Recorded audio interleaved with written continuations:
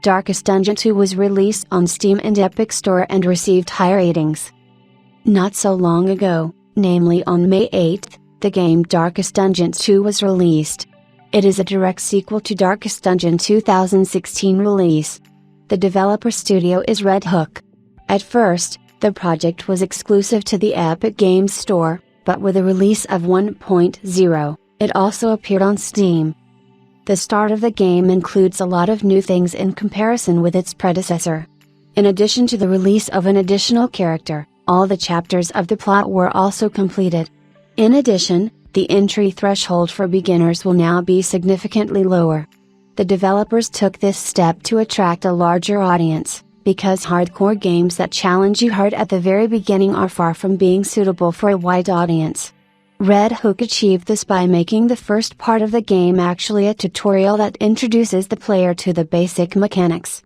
In addition, it is significantly shorter than the rest of the chapters that go on. This will allow a much larger number of players to experience Darkest Dungeon 2. The first version received very positive reviews. The average rating is 4.75. By far the main aspect that players love is its gloomy and depressing atmosphere.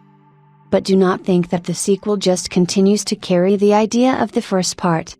Despite the general features, the second part is not a classic role-playing game, but a real bagel.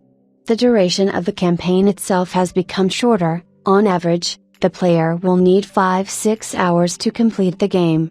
But the roguelike genre has a key difference: replayability. In other words, the game can be played again, getting an authentic experience that differs from the previous playthrough. Moreover, in the second part, the characters became much more spelled out, even having personal backstories directly related to their gameplay.